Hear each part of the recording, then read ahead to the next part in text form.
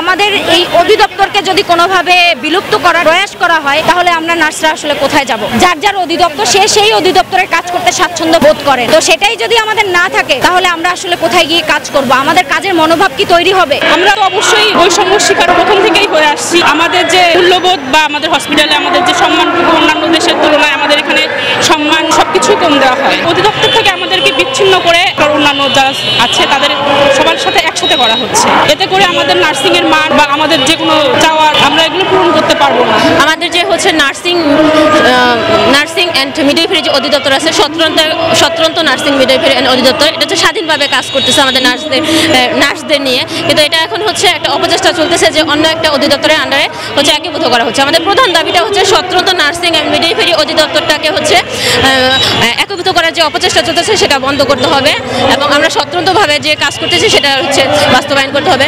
দেখেন, যে কোনো প্রফেশনের হচ্ছে যে প্রবলেমগুলো সেই প্রফেশনের মানুষই ভালো বুঝতে পারে। তাহলে একীভূত করা হলে দেখা গেছে ওখানে আমাদের কোনো নার্সিং কোনো কর্মকর্তা নেই, তাহলে তারা তো আমাদের বুঝবে না সমস্যাগুলো। তাহলে আমাদের স্বতন্ত্র নার্সিং মিডওয়াইফারি যে অধিদপ্তর সেটা যেন হচ্ছে স্বতন্ত্রই থাকে, এটা হচ্ছে প্রধান দাবি। এছাড়া হচ্ছে আমাদের হচ্ছে আমরা হচ্ছে 10ম গ্রেডে হচ্ছে প্রথমে হচ্ছে জবটা শুরু করি, কিন্তু পরবর্তীতে দেখা গেছে যে আমরা হচ্ছে যে পদোন্নতিটা হচ্ছে না, যে 9ম থেকে 4র্থ যে গ্রেডটা আছে সেখানে পদোন্নতি হচ্ছে না। যে সিনিয়র স্টাফ নার্স হিসেবে আমরা যখন হচ্ছে জবে ঢুকি তারপর হচ্ছে অনেক সময় পদোন্নতি হয় যে নার্সিং ইনস্ট্রাক্টর, নার্সিং সুপারভাইজার, কিন্তু গ্রেডের কোনো পরিবর্তন হয় না। তাহলে আমরা পদোন্নতিটা হচ্ছে যেন হয়।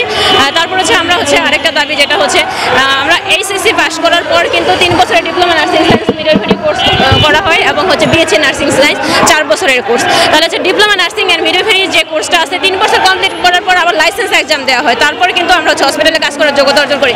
কিন্তু এইচএসসি পাস করার পর 3 বছর diploma nursing science and midwifery course complete করার পরও সেটা এইচএসসি সমমান থাকে। তাহলে আমরা চাচ্ছি সেটা যেন ডিগ্রি সমমান অথবা স্নাতক সমমান দেওয়া হয়। আর হচ্ছে আমাদের বাংলাদেশে এখন 82% নার্সের শর্টেজ আছে। তাহলে আমরা চাচ্ছি যে নতুন যে পদগুলো সৃজন হবে এবং হচ্ছে ওয়ার্ল্ড হেলথ অর্গানাইজেশন অনুসারে যে পেশেন্ট নার্স রেশিও 4:1, তার মানে 4 জন পেশেন্টের জন্য 1 জন নার্স থাকবে, কিন্তু বাংলাদেশে প্রত্যেকটা 16 থেকে 20টা পেশেন্টের জন্য 1 জন নার্স, এটা ওয়ার্কলোড হয়ে যায়। তাহলে সেই অনুসারে যেন নিয়োগ বিধি দেওয়া হয়ে থাকে। আমরা হচ্ছে বিএসসি নার্সিং, প্রথমে হচ্ছে ডিপ্লোমা নার্সিং সায়েন্স, তারপর হচ্ছে দেখা যায় যারা বিএসসি নার্সিং সায়েন্স কমপ্লিট করে তারপর মাস্টার্স করা হয়, তারপর অনেকে পিএইচডিও করে।